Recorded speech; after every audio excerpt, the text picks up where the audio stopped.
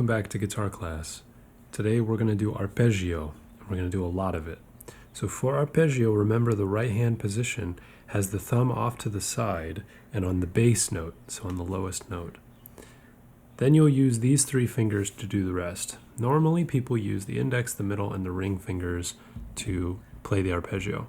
If you want to use your pinky, that's fine too. But let me give you an illustration. So up here on top of your either your pickups or on your classical style or acoustic guitar, right over the sound hole, you're going to have the thumb, as I said, on that bass note, and you'll strike with this side of the thumb. So as you're looking at your thumb, it should be the left side. This is often why guitarists have very long thumbnails. And you want to turn your hand this way so that the fingers are pointing in the downward direction, not like this. Now, if your style is to play like this and you're already established, then good for you. But for the rest of us learning, it's important to get this technique down because this shape allows us to pluck individually with our fingers like this. So the fingers actually tuck into the hand. So that's arpeggio. And what we're going to do today is we're going to strike the bass note and play a little bit with the other three fingers and then play a bass note and so on and so forth. And what we're going to do is we're going to move around a shape. So let's move now so that we can see the fretboard. And up here, I'm going to use the D major shape. The tab would read X00232. So, what I'd like you to do is play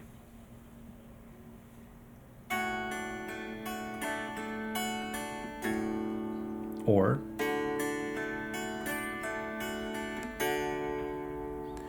so the very first pluck is the D string and the high E string together at the same time. So thumb and ring finger pluck at the same time. The next note is the B string and then the G string. So what you should do is, on the very first time, you'll play with your thumb, and then we go in a descending fashion to the B string, then to the G string, and repeat without the thumb.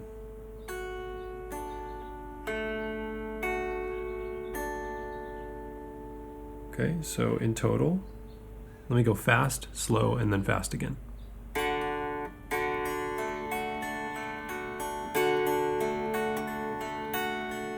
Now slowly.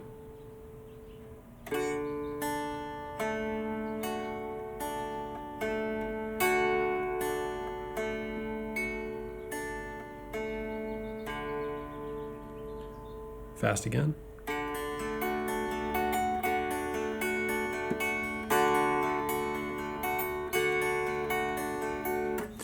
So you can add that little E string at the very end, so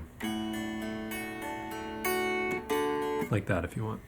That doesn't really matter to me. What matters is that you are practicing the right hand form as curved as you can make it, and the left hand is holding that shape consistently. So we're now going to take that D major shape and we're going to slide it around.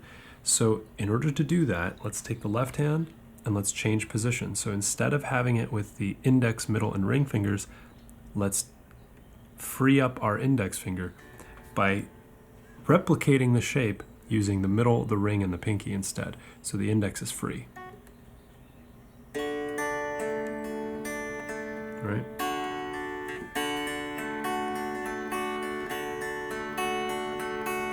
You should be able to play something like that without your index. And the reason we're doing that is for the core of today's class, which is moving your left hand while playing your right hand constantly. So as long as we are holding the left hand shape and playing the same exact strings on the right hand, you can change this arm without adjusting this arm at all. So to illustrate,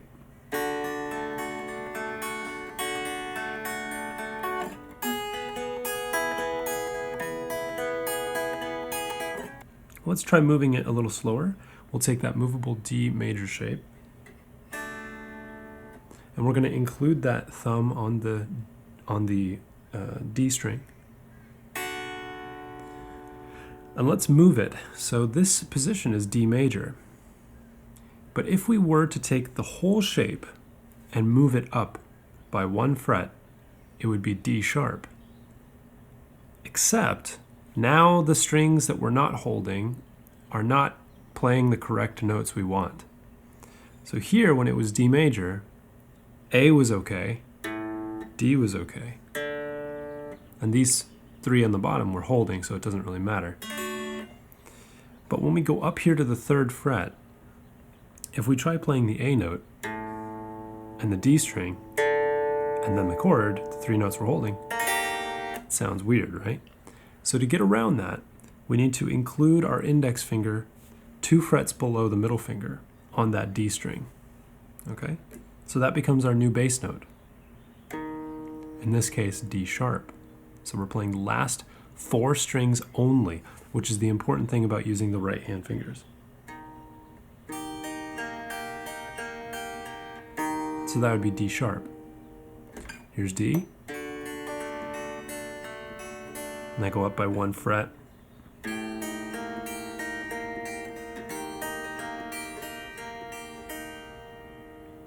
So now let's try building the natural note scale on D. So that means we're only going to play D, E, F, G, A, B, and C.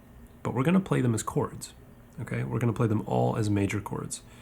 So it isn't technically the natural note scale because we're turning them all into major chords. But I digress. Let's just play the same shape for every alphabet letter above D until we get to D again. So here's D.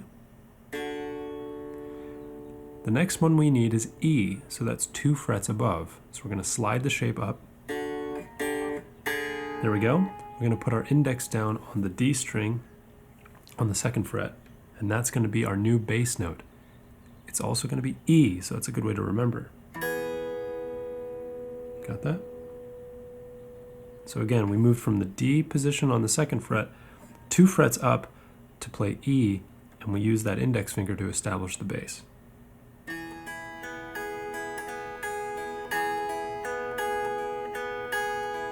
Let's keep going. Let's go to F, which is going to be right next door, up by 1 fret here.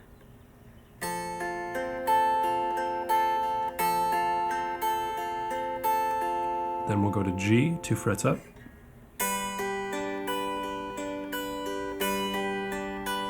And A is 2 frets up.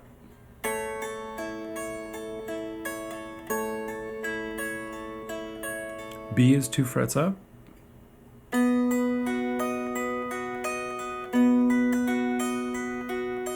C is 1 fret up.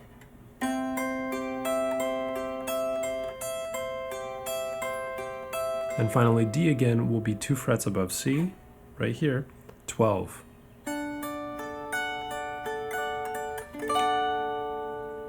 So if I were to play it sequentially without words, here we go.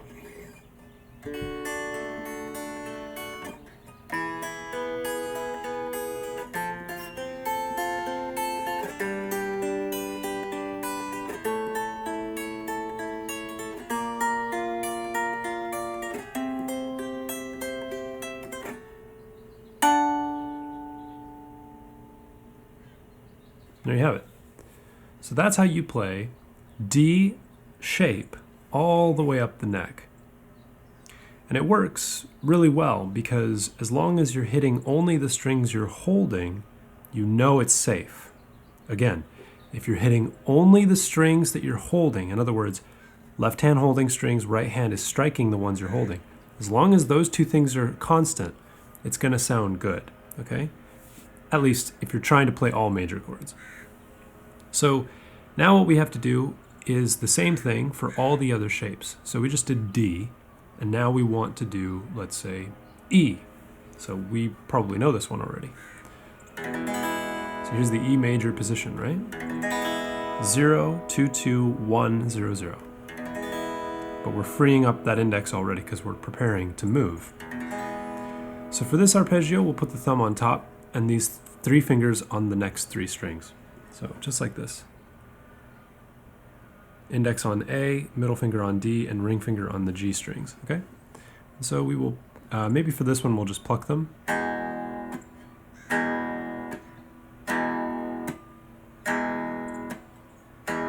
If there are any Final Fantasy VII fans out there, I think it's the Avalanche theme song.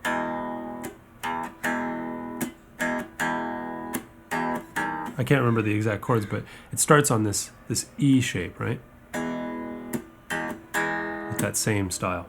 Here, we're playing the E shape. And just like with the D shape, we don't want to play any strings we're not holding when we move. Again, we don't want to play any strings we're not holding with the left hand after we move, unless we know they're going to work in the chord. Okay, so here's your E shape. And now let's play F, which is up by 1 fret. And we're going to use that index finger on the E string to produce that F note. That's our bass note.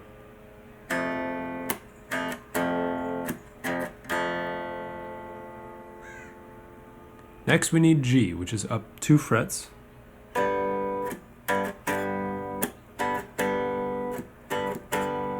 Then A is 2 frets up.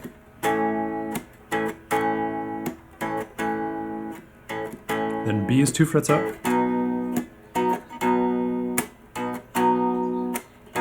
C is 1 fret up.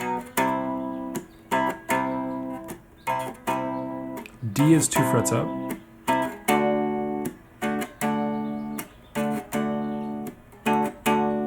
Then E on the 12th fret.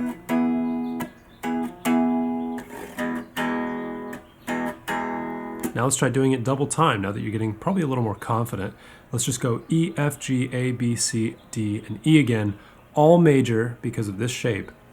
And we're just gonna keep changing that index finger, right? So we're gonna keep making sure that that index finger stays 1 fret below where our middle finger is. Again, we're making sure that index is on the E string, 1 fret below that middle finger position. That gives us our bass note. And I'll call out the notes as we go. Here we go. E to F to G to A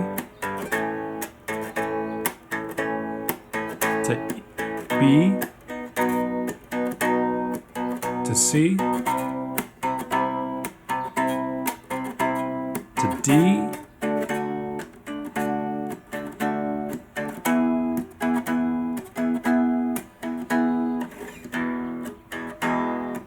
Now you're ready, let's try again.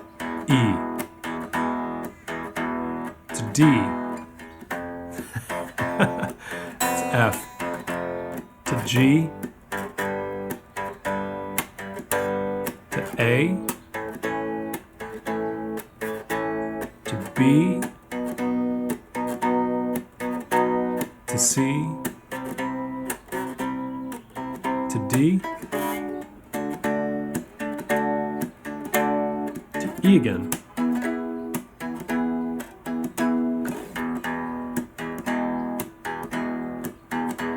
All right, you can do that at whatever speed you like, but just to give you an idea of how to move, all of them are major chords. You're playing every alphabet letter note, starting on 1, so starting on E, until you hit E again. And you might ask, how do you know where those chords are? How do you know which one was A, which one was B? Well, just like we did in the very, very beginning, in the earlier lectures, I know what the notes are because of the string names. So because the top one is E, I memorized the fact that E has no sharp, so the next note up has to be F, and that B has no sharp, so the next note up has to be C. To illustrate, E string. The next possible note is on that first fret, and that's F. The next one would be F sharp, so I'm going to skip over that to get to G. Again, the next one would be G sharp, so I'm going to skip over that to get to A. The next one would be A sharp, I'm going to skip over it to get to B. And because I remember that B has no sharp, the next fret up has to be C. Then we skip over C sharp to get D, skip over D sharp to get E. And that's how it works, okay?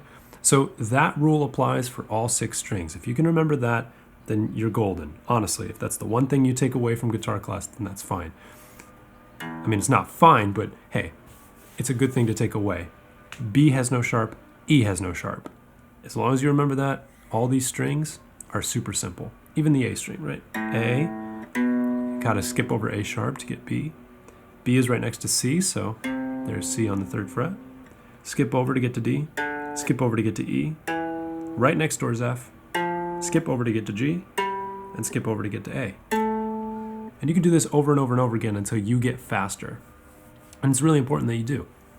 And that's why we cover it early in the lecture, so you do the chromatic scale and the natural note scale, so you can quickly start to associate the frets with the correct notes. But anyway, how do we keep going with the chords? Well, we just play them. So we just did D and E, and now we need to do some other shapes. So let's try playing the A shape. So let's move the A major shape around. This one is 0022220. And we're going to use our thumb on the A string here, index on the D string, middle finger on the G string, and ring finger on the B string. Okay? And let's go ahead and play it in sequence like that. So just like that. Thumb, index, middle, pinky. Ring, sorry. And your arpeggio will sound so much better when you pluck the thumb here, instead of scraping. Push. Okay, so we're going to play the A shape. We're going to start here. We're going to free up our index because that's going to become our bass note. You're starting to notice a trend, I hope. So right now, the open A is our bass note. What's the next fret position we need to play B? Well, A has a sharp, so we skip over that to get to B, 2nd fret. And our index has to take over on the A string, 2nd fret.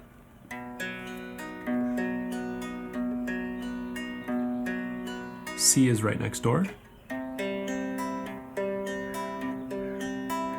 D is 2 frets up. E is 2 frets up. It's going to get tricky as the frets get smaller. F is right next door.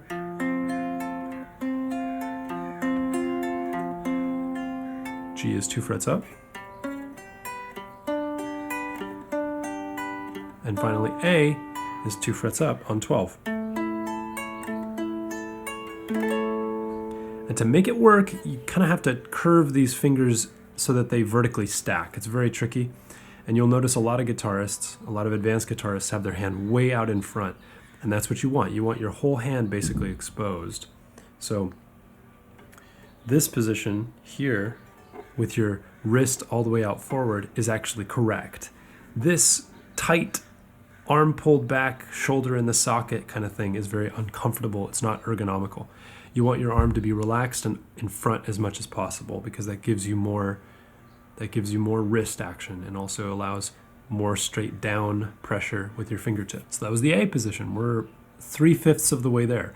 We did D, we did E, and we did A. Let's do G now. So let's go straight into our movable shape. We have our middle, ring, and pinky working it. 3-2-0-0-0-3. Now this one is pretty tricky because you can only play those 3 strings with or without that index finger. So if we do it like this, where we don't even use the index finger, or maybe we do it like this, then we're just going to focus on 3 strings, okay? If we wanted to include the index, we would be using it on the G string this time, because the G string is normally open in the G major chord. So when we move it, we need to make sure that that G is also changing as we go.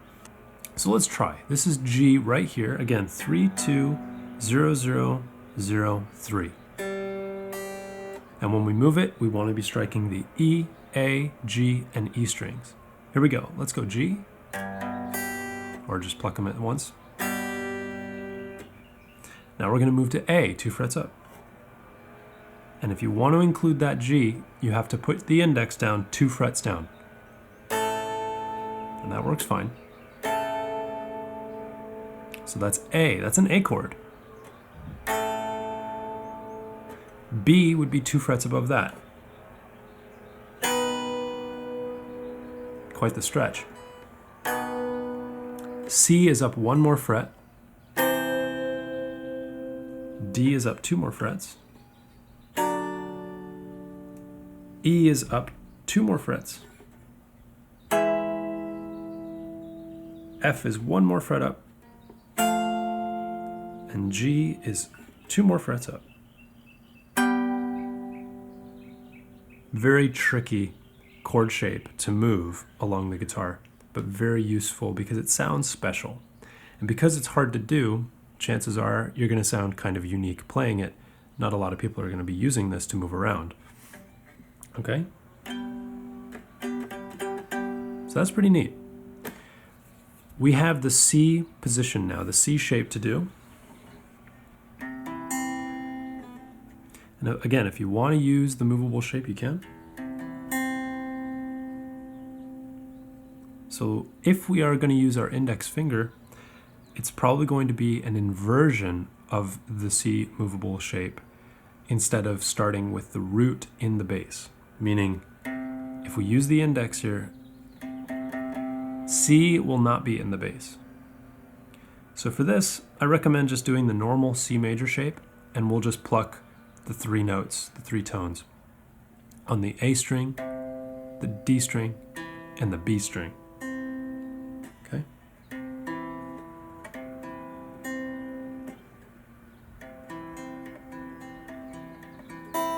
You can use your middle or your ring finger to play that B string, whichever one you feel more comfortable with. All right, so let's get to it. Here's C, 0, 3, 2, 0, 1, 0. To play D, we're going to move those 3 strings in this shape up 2 frets. So there's D. Don't believe me? Play the D shape. Yep, that's D. Then we're going to play E 2 frets up, F 1 fret up, G 2 frets up, A 2 frets up, and B 2 frets up, before playing C again on 13. There you go. Let's try that again. So C major at the bottom, D, E, F, G, A, and B, and C. That one's the easiest, and you'll see guitarists playing that all the time. Either that or the E major shape changing, okay?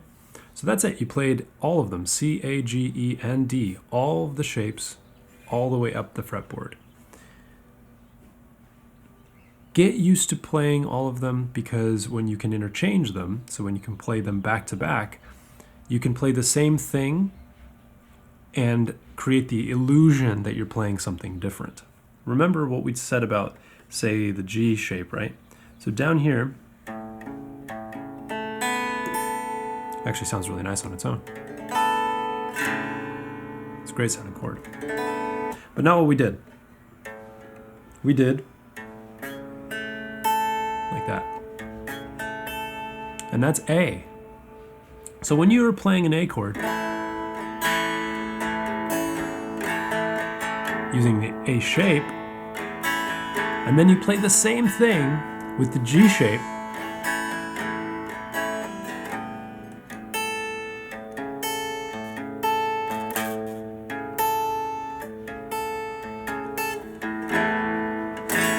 nothing changed, but your hand did, right? Oh, okay, something changed. But the notes didn't change. Not really. Your hand changed. And so that can create the illusion that things are moving when they're not, actually. It's just the same exact thing. Let's take that C shape too, and let's find the A with the C shape. And this right here is the core of the class. I'm counting in my head. C, sharp, D, sharp, E, F, sharp, G, sharp, A. There it is, on 10. So I'm holding the number 10 in my head with the C shape. So C shape at the 10. Like that. And I'm going to play all three. So the first one would be A. Open to A position. Then I'm going to play the G shape.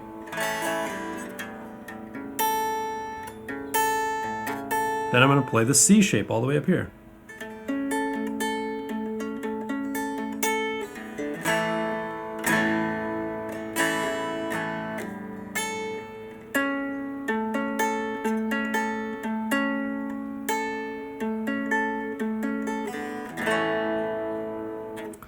Totally the same chord, totally the same notes, but different positions on the guitar, and they make your playing sound more diverse. They make you sound like you're actually capable of improvising, playing in different areas, and also you want to use your whole guitar. So many guitarists play only here on the first 3 to 4 frets. Their whole life they play just here. My father was one of them. And I think the more people get up the fretboard, the better, because there's so much magic that happens up here that people don't give enough attention to. Okay, so one of the ways to get there is to play these shapes all the way up.